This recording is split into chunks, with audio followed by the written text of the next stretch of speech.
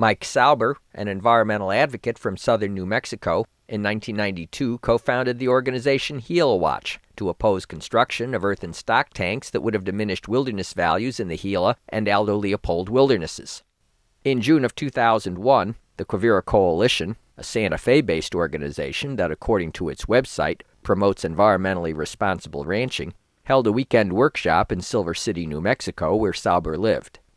In my July 2003 interview with Sauber, he spoke about his experiences at this workshop that included a visit to the nearby U-Bar Ranch, whose management was touted as being beneficial to a population of Southwestern Willow Flycatchers. Sauber's story, though, begins more than a year before the workshop took place. At my store downtown, I see a lot of hikers come through doing the Continental Divide, hiking the Continental Divide from Mexico to Canada. And one person came in the store and he started describing a really beat up riparian area. And he described it really accurately, to the detail of the hoof action and everything. And I asked him, do you work for an agency? He says, yes, I do. And because I said, you were describing the damaged riparian area very well. And I said, where is that? And so he showed me on a map, and so I went out and I took a bunch of pictures, and I blew these pictures up to 8.5 by 11 photos. Mike Sauber then spoke about the first day of the Quivira Coalition's June 2001 workshop. After the first slide presentation, this is the day before we went out on the ground. I had those photos in my hand at that time as well.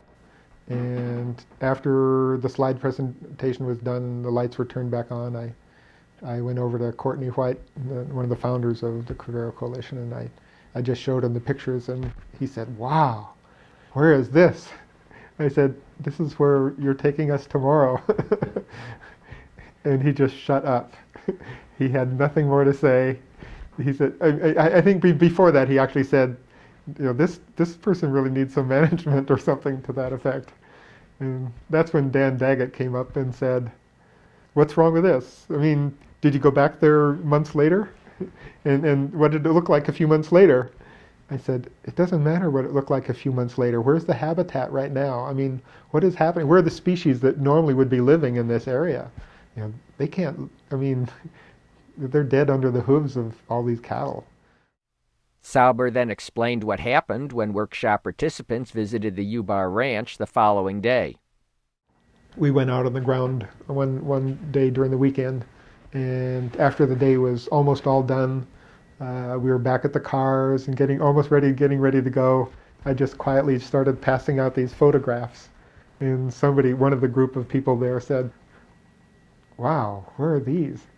I said, and actually the permittee spoke up and said, this is my place here. And somebody said, your place? And he said, and I think I corrected his allotment. This is public land.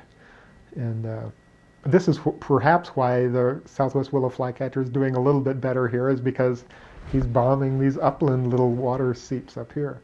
And nobody could look at these pictures without, actually having an olfactory sense of what it smells like by looking at it. It's just putrid muck, of a small riparian area with just scant little bits of beaten willows left from this really precious little upland water source that should have been a clear little seep, but it was just a muddy mess. And so anyway, the permittee said, well, I invited everybody here in good faith, and I don't really appreciate Mike, showing these pictures, and so I responded that, I didn't expect we were going to be able to go out and see all these other areas, and as far as the truthfulness of what was happening here this weekend, if this is supposed to be educational, people need to know exactly what's going on. And ironically, these pictures were taken almost a year ago, and since that time, at that time, there was 2 range cons for this district to be able to oversee all the damage that's going on by grazing.